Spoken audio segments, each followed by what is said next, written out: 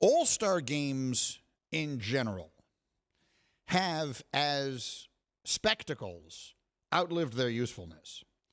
But they remain, and this is true of all sports, but they remain viable as showcases. So the complicated part that all the leagues are trying to figure out is how to continue to do them and make them the best that they can be.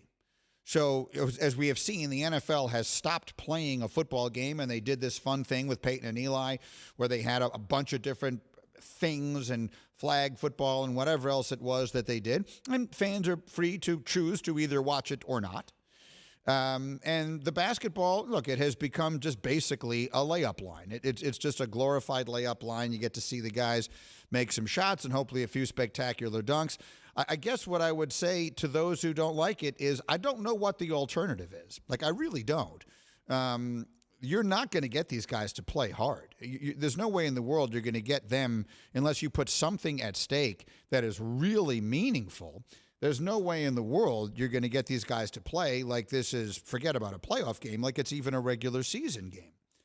And, you know, the much maligned Greeny plan in Major League Baseball, Bubba, looks better and better by the day.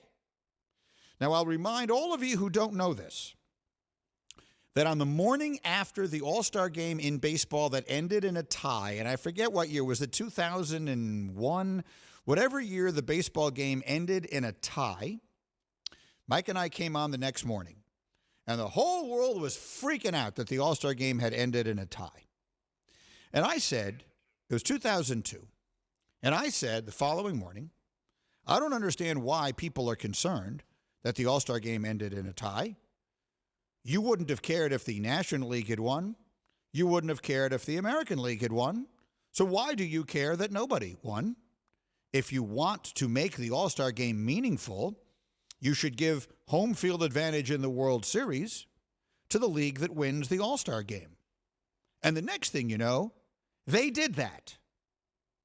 You're welcome. So here's what I would ask you, Bubba. Is that a better idea?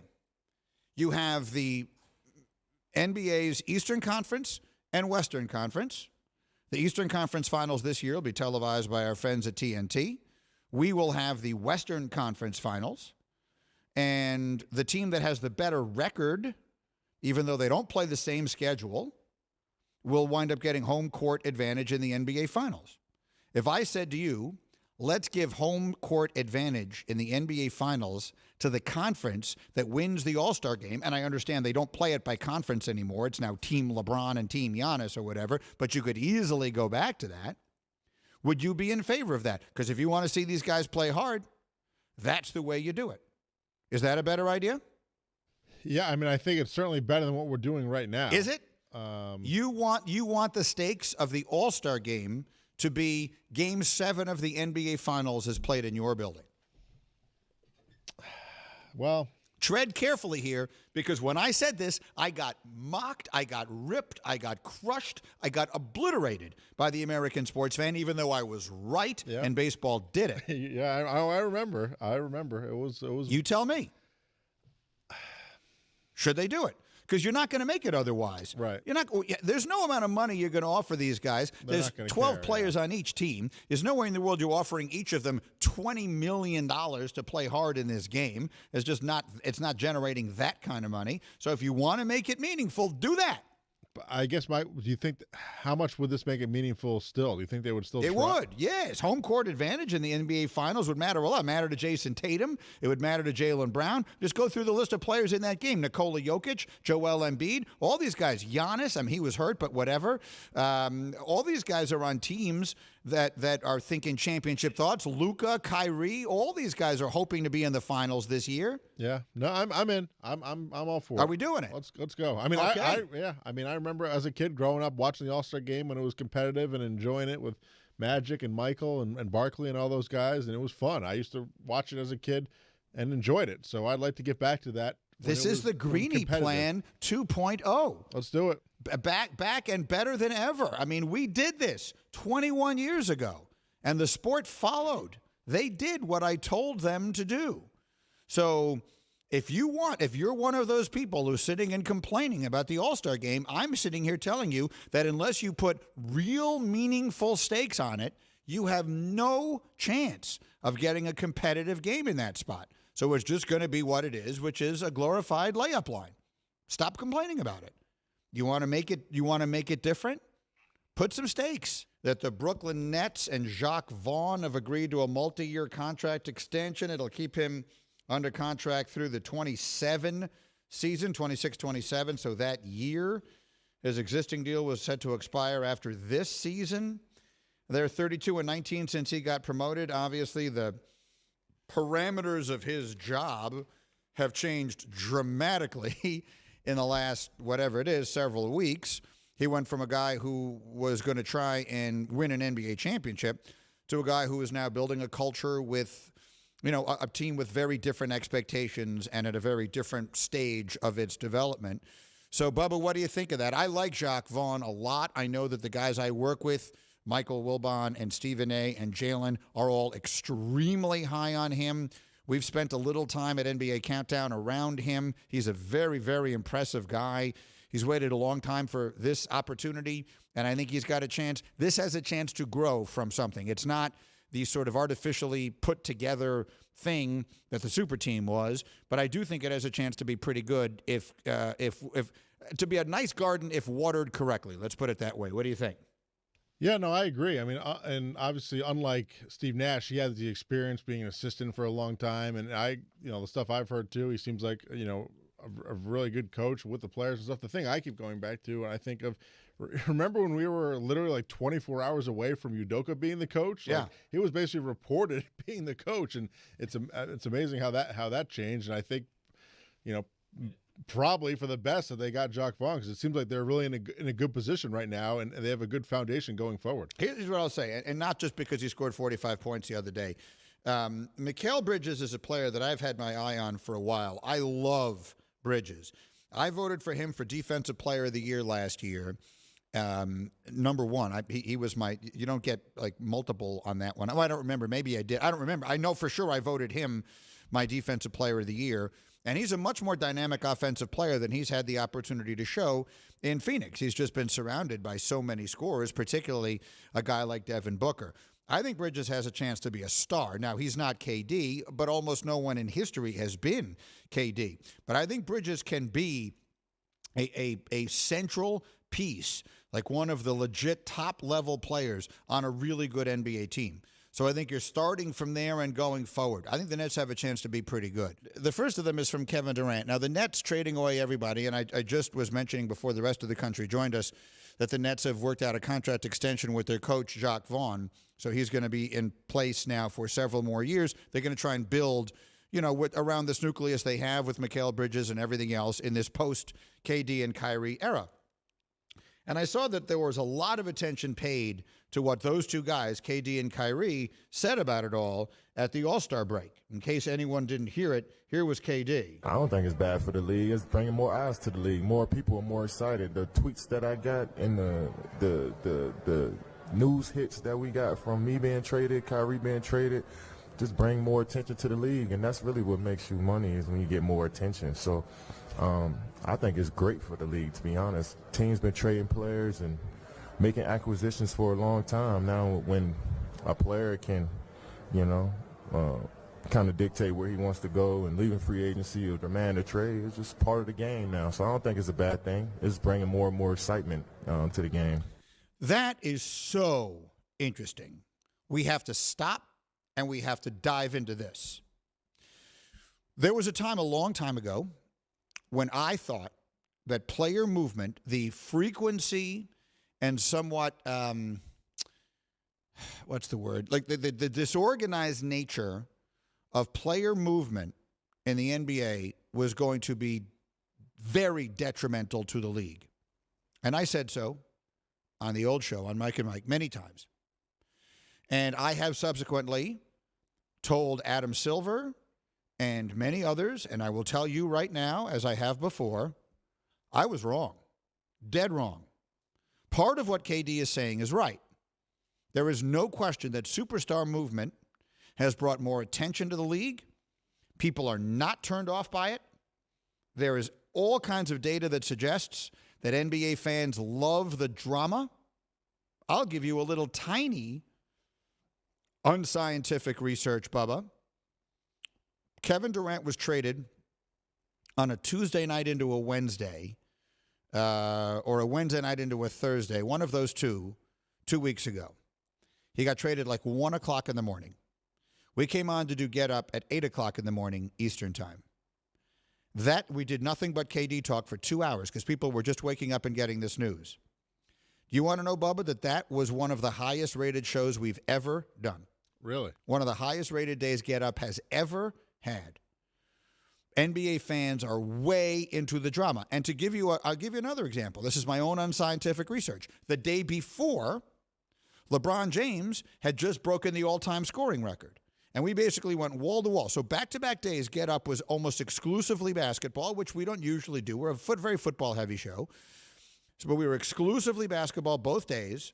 The first day was LeBron breaking the scoring record, the biggest record, the most significant record in the sport, being broken by the sport's biggest star. And the rating that day was just totally normal. Not higher or lower than we would otherwise have expected it to be. It was just a normal day. The next day, Kevin Durant had been traded. And the rating went through the roof. And so I said that is my own, and I said this to multiple people that cover the NBA with me here at ESPN. The NBA fan loves the drama. They love the soap opera. They do. So as much as it may gall some people to see someone like Kevin Durant and Kyrie and all of them forcing their way out of situations, there is a sort of an unprofessional element to it, or at least that's the way it feels. I do not think the net effect on the league is negative. I think he's right when he says that. I think that there will be enormous excitement surrounding Phoenix in this year's playoffs. The Phoenix Suns are not an historically great franchise. They're not a founding franchise. They're not the Lakers. They're not the Celtics. They're not one of these franchises that that has a huge fan base everywhere you go. I think they will be a huge draw in the playoffs this year because of this trade and because of the star power, of course, of Durant. So I do think that on some level he's right. The question, Bubba, is, are there still elements of it that are bad? I mean, obviously, if you're the Nets, it's bad. If you're the Suns, it's good. If you're a Net fan, it's bad. If you're a Suns fan, it's good. So in that regard, it's a net neutral. But the idea that players can force themselves out, and however disruptive that is there a bad side to this that counteracts the additional fan interest in the drama? The hardest time I had was deciding who I was going to put at number 5. Number 5. Because there are two choices. I can think of 6 teams that I can see winning the championship this year. And so I was trying to decide which one I would put at 5 and which one I'd leave off the list. And ultimately, I left off the defending champs. I left off the Warriors, and that was tough to do because I think writing them off is a mistake. I know Barkley was giving Draymond the business over the weekend and saying, "Oh, you guys are done, you're cooked," whatever term he used. I don't think that's right. I think when they're all healthy, I think you have to at least give them the puncher's chance that their ability to shoot and that their all of their experience and their championship medal, that all that adds up to. But at the end of the day, if you're asking me right now, would I bet on that? My answer, unfortunately, is no. I have so much respect for Steph and for Clay and for Steve Kerr and all those guys. But I just don't see it. I just don't see any way they figure out a way to make this thing happen and make that kind of deep run. Win 3 tough playoff series, which they would have to do because they're not climbing up into the top 2 or 3 in the Western Conference. I just don't see it happening. So at number 5, I put the Denver Nuggets. I just think their season has been too good and their center is just too good to discount. Like, to make any list of teams you could see winning the championship and not include the Nuggets, despite how little championship pedigree they have. They've done so little in the playoffs, comparatively speaking. They made that one run the year in the bubble. But Jokic is so special, and the team is so good. They get less attention per capita than any other really good team in the NBA, and I understand why. They don't have the kind of really recognized, as good as Jokic is. He's a 2-time MVP who's probably having his best year But as great as he is, they still get less attention than anybody else who might even be considered on this list. I think it would be disrespectful to them not to have it. So if you're going to put together a list of teams you could see winning the championship, they're on it. They're at number 5. Number 4. At 4, I have the Clippers, and I think the Clippers are a team that is going to have to be reckoned with. We have seen Kawhi do this before with less. I really don't know what to make of the addition of Russell Westbrook. He will be there. I think they're going to get that thing done as soon as immediately. I'm not exactly sure what that does. I don't think it's a net negative the way it turned out to be with the Lakers. But Kawhi and Paul George, that combination with Ty Lue as coach, when they start playing every day and they start ramping that thing up, which I think they will do now, I think you ignore them at your own peril. I think of all the teams in the West besides the obvious one, I think they're the most dangerous. If you ask me right now, where do I think we will be for the Western Conference Finals this year? I think we will be traveling back and forth between Phoenix and Los Angeles because I think it'll be the Suns. And at number 4, I have the Clippers. Number 3. At 3, I have the Celtics, and I know that is going to be unpopular. A lot of people have them at number 1, and they have been the best team in the NBA this year. But I still think they have an Achilles heel or two, and I think there are 2 teams I like better. And one of them is very much dependent on health, and I'll get to them as we continue. But the Celtics are great. So to say they're third, they're so good that it's going to sound like I'm disrespecting them or I'm underselling them. The Celtics are outstanding. Tatum is a legit MVP contender who we saw carry them. He had his moment in Game 6 on the road last year at Milwaukee with his team facing elimination. He had that monster game that tells you he's got that in him. He's special in every way. And his number 2 is Jaylen Brown, who's as good a number 2 as there is in the sport. I love him. They have added depth. They seem to be very happy with their coach situation. I thought Udoka was an elite coach last year, and I thought he was a difference-making reason why they got to the final last year. They do not seem to have missed a beat. Let's see, situationally, late game in a playoff situation, if they wind up missing the coaching. Udoka was really a defensive specialist. That team will be fine on the defensive end. So I think that they're a fascinating team. It would not surprise me in the slightest if they wind up winning, but I have to put them at number 3. Number 2. At number 2, I'm putting the Suns. We haven't seen it yet. So until you see it, I guess you never know what it's going to look like. But how could it look? I mean, if you've got Kevin Durant and Devin Booker on your team, with DeAndre Ayton protecting the rim and Chris Paul distributing, I don't know how anybody beats them. The big concern I have for them is Paul's health. Chris Paul gets hurt in the playoffs so often. I was about to say every year. It isn't quite every year, but he's going to have to get through all those series. This is not going to be an easy walk through it. The West is deep. You're going to have to beat a bunch of good teams to get there. You're going to need to play 20 games to get to the final, something like that. So you're going to need to see Chris Paul stay healthy for the duration, I think, for them to get this thing done. If he does, I think they're the team to beat. I really struggled not putting them at number 1 overall in all this because I love their coach, too, and Monty Williams. The one question mark you have is Chris Paul's health, and the other question mark you have is just that they've never played together. That has to mean something. But I remember when the Houston Rockets, who I believe were a 6 seed that year, went out and got Clyde Drexler at some point during the regular season in 1995, and they rode that to an NBA championship. And I could easily see the Suns doing the same. So the Suns I put at number 2. Number 1. Behind only the Milwaukee Bucks.